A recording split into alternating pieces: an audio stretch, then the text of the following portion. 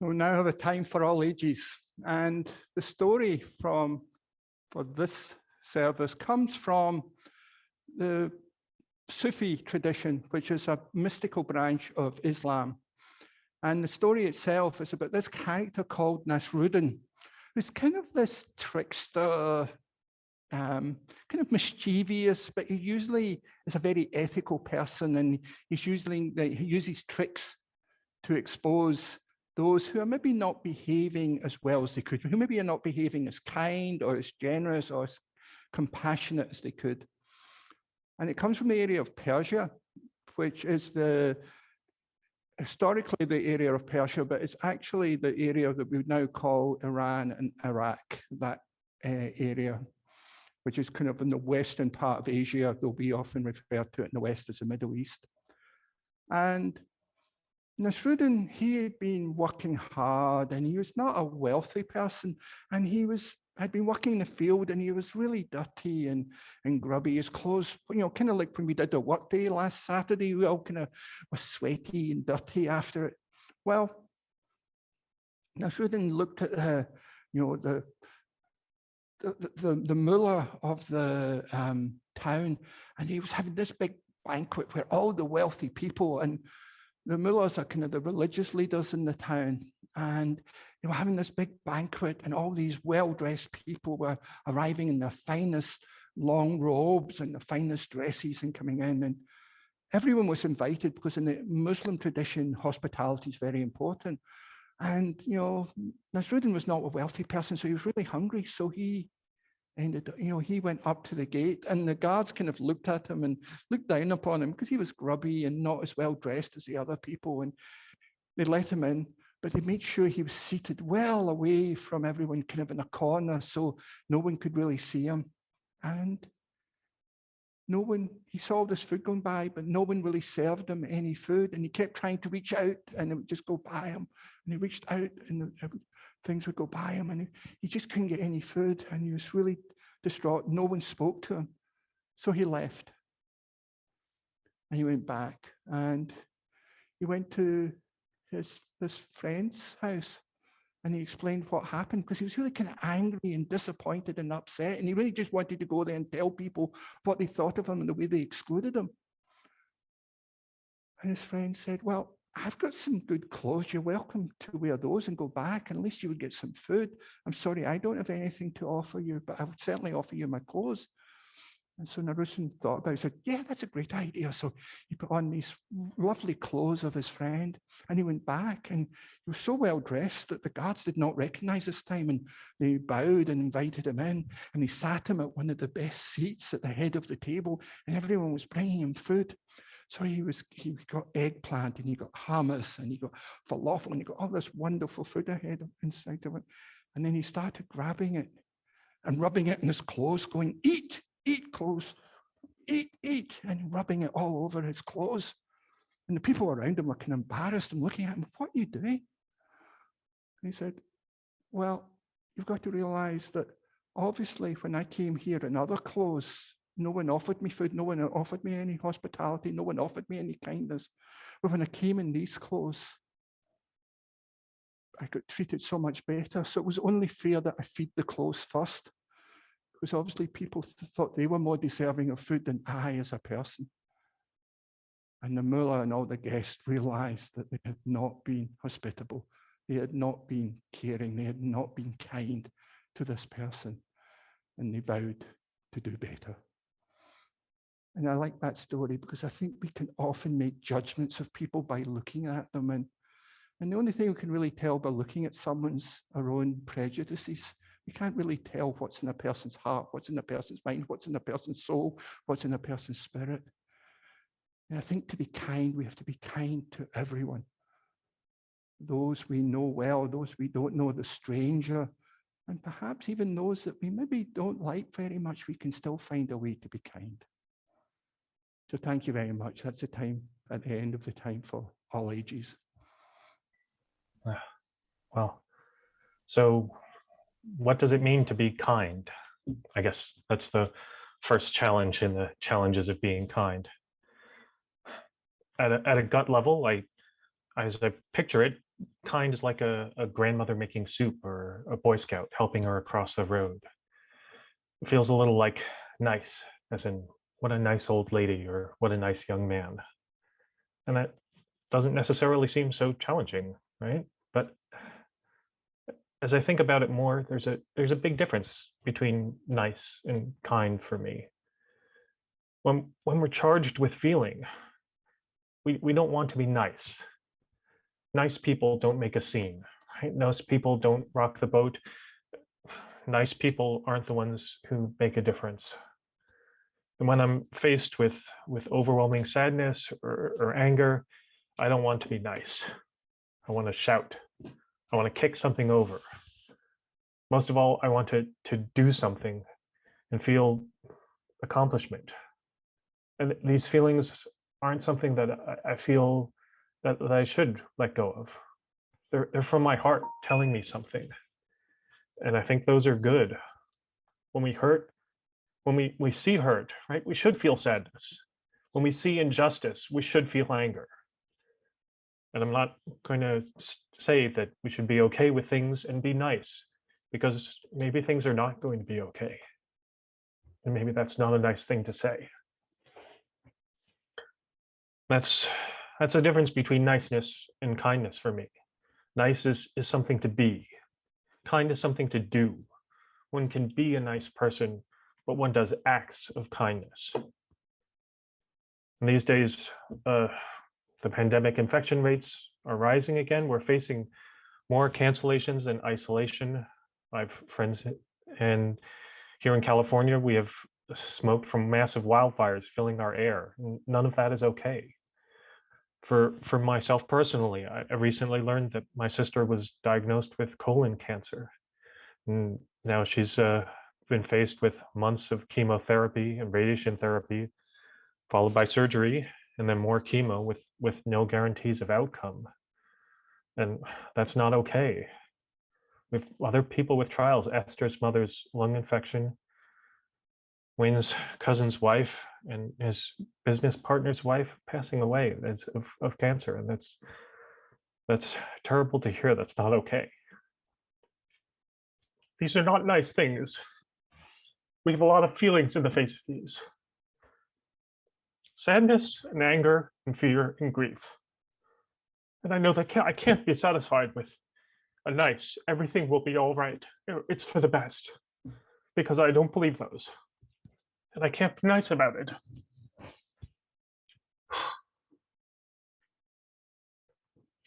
But maybe I can still be kind. Because these feelings are the things that connect us. And reaching out to each other is an act of kindness. And it can still be challenging. Because I can't fight the pandemic, or the wildfires, or my sister's cancer, or Esther's mother's lung infection. And so I feel this frustration, and I feel like there's nothing to do. But I know that many people are feeling the same. And I hope that by putting these feelings out there, I'm reaching out. And maybe that's partly for myself. Maybe that's, but I think it's for others as well. And we can do things for each other by sharing our thoughts and our feelings and by acting for each other. And so I aspire not to be nice, but I aspire to acts of kindness that are fierce, that are tough, and that hopefully make a difference. Thank you. One of the things I'm going to be doing in the next few months, I'm going to be doing a series of worship services. And you're all familiar with the 7 deadly sins. Well, that's a little bit pessimistic, and I want to do 7 lively virtues. And the 7 deadly sins are envy, greed, lust, gluttony, wrath, pride, and sloth. You might be less familiar with the 7 lively virtues, and they're kindness, today's service, generosity, wisdom, temperance, mercy, humility, and persistence.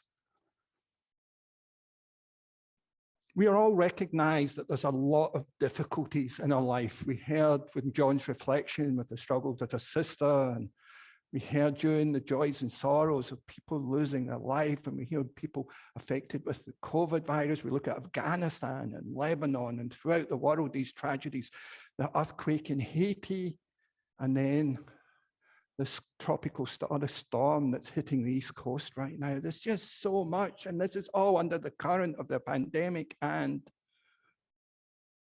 climate change. But I've talked before, and I'll re-emphasize it again, that one of the ways we can transform our culture is by taking those negative things and replacing it with its opposite. So in the case of the 7 deadly sins and the 7 lively virtues, we'll replace envy with kindness, greed with generosity, lust with wisdom, gluttony with temperance, wrath with mercy, pride with humility, and sloth with persistence and effort. And so we'll be exploring these topics in the coming month. And I recognize, as I said, the world does not feel very kind at the moment. And I also believe that religion at its best is countercultural. Choosing kindness today can feel like a radical countercultural act. You look at the political debate right now and everything gets politicized. Wearing a mask, vaccinations, the Afghanistan situation, everything gets politicized, and it just grows increasingly diversity. And I know it myself when I see people posting, I want to respond something that's less than graceful, less than kind. I feel we need more than ever more kindness in the world. I need more kindness, and I need to be more kind. How about you?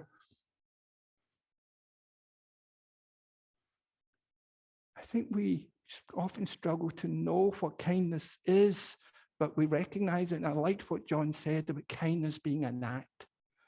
And I feel that's so important. I think our faith is a faith of action. Our faith is that we can often act our way into better behavior, better world, more just, loving, compassionate world by acting our way into it.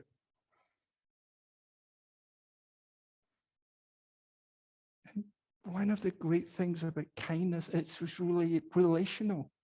Yes, we can be kind to ourselves, and we do need to be kind to ourselves, and perhaps it's a good starting point. But we also, it's relational, it's doing something for others, it's expressing generosity, compassion, care for someone else. And it kind of flows naturally out of empathy and hospitality, and for want of a better term, politeness. And the Dalai Lama, the Tibetan Buddhist, says, "This is my simple religion. There's no need for temples, no need for complicated philosophy. Our own brain, our heart is our temple. The philosophy is kindness. When we feel loving kindness towards another, it not only makes others feel loved and cared for, but it helps us also develop inner happiness and peace." And of course, when we're in a good place, it can be easier to be kind. But when we are struggling, when we're angry, when we're jealous, when we are fearful, or when we're feeling greed for something else, then we can struggle to be as kind as we wish to be. And John mentioned how kindness can seem to be viewed as weak. And I like the distinction that John highlighted about nice is something we are, kind is an act. And I look at our world right now and I invite each of us as Unitarian Universalists to look at how sometimes we might not be as kind as we should to people from certain other religions, especially maybe a religion we were part of that hurt us. We maybe can't be as kind towards them as we maybe would be to a stranger. And we often sometimes struggle to be most kind towards those close family members, our intimate family members, or close friends. Sometimes we're horrible to ourselves.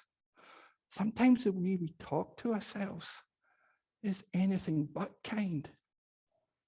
And one of my colleagues in the ministry talks about this case where she was berating herself and she was really putting herself down And one of her friends said to her, "Stop talking about that, about my friend," meaning her.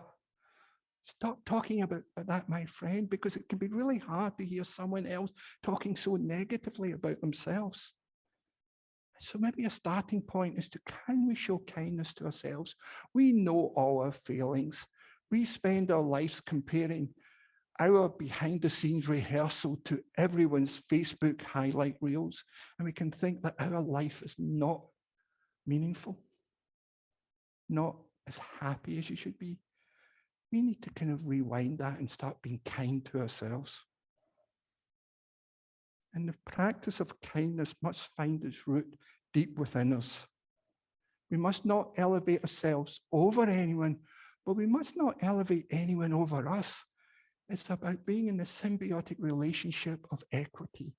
Don't elevate anyone above you, but don't elevate yourself above anyone else. And we saw that in the story for Time for All Ages, where those people, when Narudin came in his kind of work clothes and grubby and sweaty from working in the fields, he was ignored, but he changed his clothes and people changed their attitude to him. We need to be kind to everyone despite how we feel about them. We can disagree with people, but can we disagree from a place of kindness? Because I personally think we need to explore differences of politics, differences of religion, differences of ethics from a place of curiosity and not judgment. And if we really want to connect in relationship, I think the beginning of that is kindness. The Chinese philosopher who wrote the Tao Te Ching, which is a Taoist scripture, said, kindness in words creates confidence. Kindness in thinking creates profoundness. Kindness in giving creates love. Kindness in giving creates love. I think it's important. We often talk in the Christian tradition of loving kindness being at the core, and that idea of where you place the welfare of another as in the center of a meditation, that you care about them deeply, compassionately. That's a beautiful way of thinking of kindness. By giving in a mode of kindness, it creates love. So to live with kindness, we must need to move beyond and displace those negative emotions of fear, jealousy, greed, and anger, which get in the way. We need to act from a place of kindness. We need to replace fear. We need to replace jealousy. We need to replace greed. We need to replace anger. We have all those emotions, but I don't think we can get stuck there if we want to be in relationship and connection with others. So to act with loving kindness requires action. Action of our mind, actions of our body, actions of our spirit. And that will help get our hearts in a holy place. So how do we get our hearts into that holy place? I think there's many ways, and I invite each of you to explore for yourself, how can you get your heart in this holy place where you can be the embodiment of loving kindness in your household, in your workplace, in your religious community? For me, I think there's three. I think there's beauty, wisdom, and action. Finding beauty in life can get my heart in a holy place. Seeing the rich wisdom of those great religious traditions can get me in a holy place. And then acting in service of others. One of the places I get beauty is from poetry. And I'd like to share this poem called Kindness by Palestinian American poet Naomi Shihab Nye. Before you know what kindness really is, you must lose things. Feel the future dissolve in a moment, like salt in a weakened broth. What you held in your hand, what you counted and carefully saved, all this must go so you know how desolate the landscape can be between the regions of kindness. How you ride and ride thinking the bus will never stop. The passengers eating maize and chicken will stare out the window forever. Before you learn the tender gravity of kindness, you must travel where the Indian in a white poncho lies dead, by the side of the road. You must see how this could be you. How he too was someone who journeyed through the night with plans and the simple breath that kept him alive. Before you know kindness as the deepest thing inside, you must know sorrow as the other deepest thing. You must wake up with sorrow. You must speak to it till your voice catches the threads of all sorrow and you see the size of the cloth. Then it's only kindness that makes sense anymore. Only kindness that ties your shoes and sends you out into the day to mail letters and purchase bread.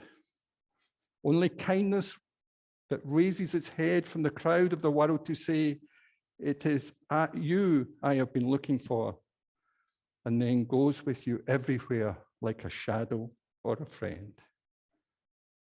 Only kindness that raises its head from the crowd of the world to say, it is you I have been looking for, and then goes with you like a shadow of a friend. That's from the poem Kindness by Palestinian-American Naomi Shihab Nye. And I love that juxtaposition that the poet players of needing deep sorrow to really appreciate kindness. And it's only once both of those are deep, deep within inside of us. So I invite each of you to connect with the sorrows you're experiencing in your life right now. What is in your heart around loss of friends, around the isolation we've experienced over the last few months, the state of the world, climate change? Really get in touch with those sorrows. And perhaps, as Rachel says, you can connect to see that kindness is the only thing that makes sense. And I think we need to nurture a spirit of kindness in ourselves and in our community towards all people, not some, but all people, especially those close to us and especially those we disagree with. Because some ways it's easier to be kind to strangers than to those that we are more connected to. Because one person's kindness can be another person's grace. And we all need some grace right now.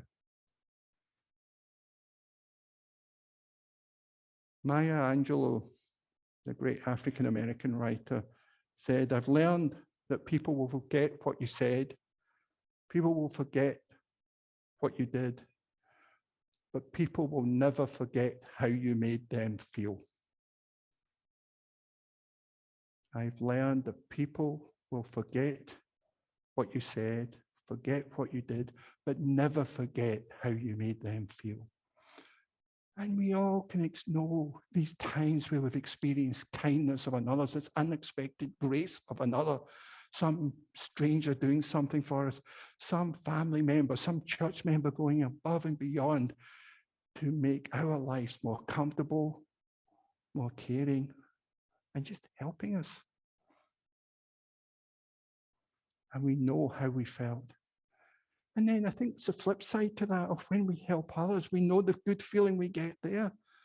Not in some ways of raising ourselves above someone, but helping someone out of genuine care for their welfare.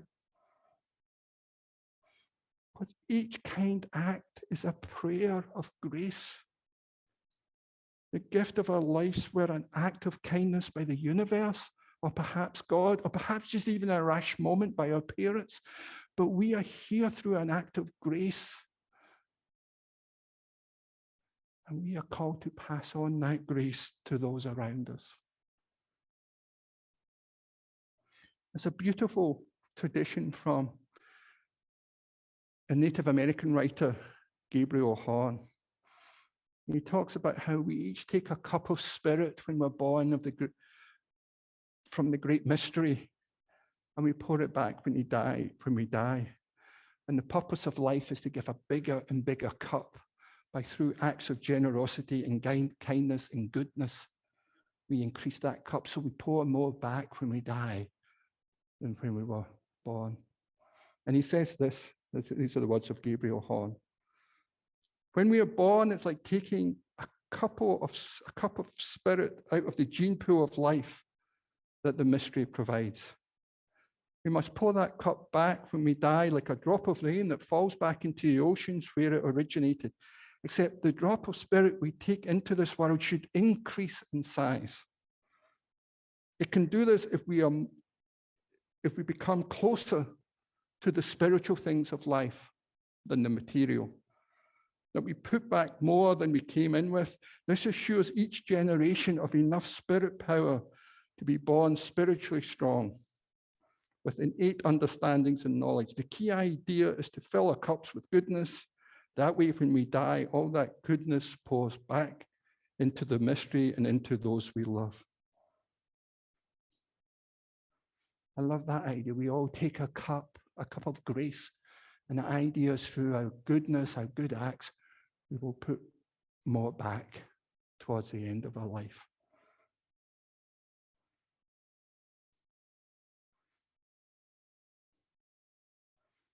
And I love that idea. And I love this idea that we are called by life, by the universe, by God, to put more back than we take. And there's one of the kind of guides I use in my life. It's a Greek idea, or ancient Greek idea, of living under the gaze of eternity. And the idea is to live your life like all your great people, your ancestors, your family members, all those people you respect are watching you. That's a gaze of eternity. You're like, what would you like those people to think of you? And I like those great people to look at me and think of me as a kind and compassionate person. You know, in many ways, I'd rather be kind than right. No, I'd like both, to be honest with you. I'd like to be kind and right, but if given a choice, you know, because we could easily be right about something, but be mean and be a complete ass. But we can be kind and right. That could be best, but I'd rather be kind. But sometimes people need kindness. They don't need to be told they're wrong. And I mentioned back last year during one of my candidating services here that I've got this friend who struggles severely with depression. And when we talk about love and hope, he says to me, you know, Brian, sometimes I can't get there. I can't get to the place of loving. I can't get to the place of hope. But I can sometimes, and I strive for it, to be kind. I think that's really powerful, like people who are in a really dark place. And I think it goes back to what John was saying earlier. We need to do acts of kindness. And through that, we can live into some of the values that we profess that we want to live by.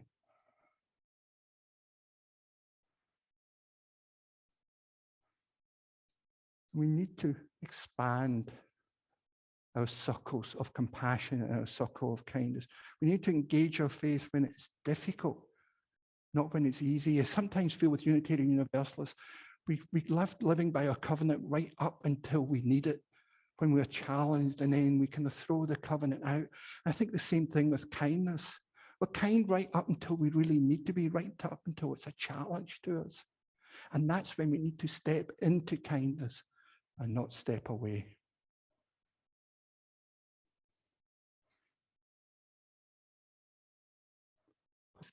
Choosing, you choose to act kindly.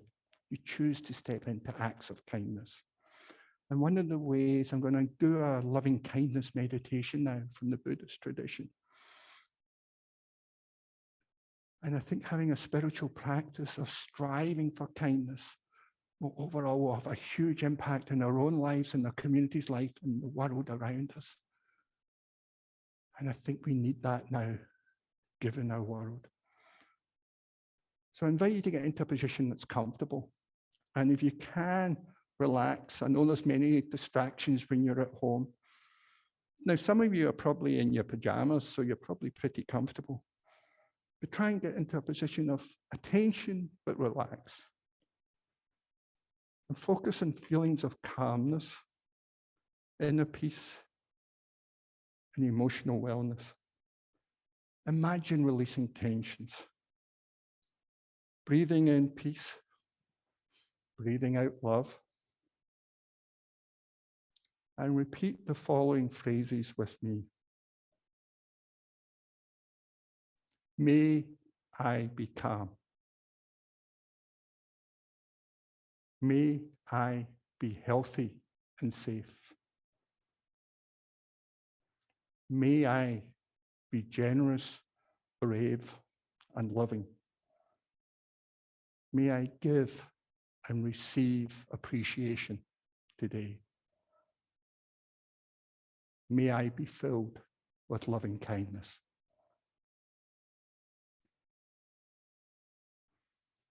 I'm going to ask you to repeat that. We'll replace I with you. May you be calm.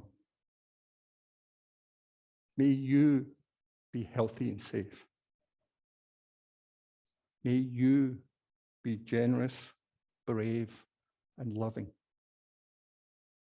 May you give and receive appreciation today. May you be filled with loving kindness. We'll repeat that with we. May we be calm. May we be healthy and safe. May we be generous, brave, and loving. May we give and receive appreciation today. May we be filled with loving kindness.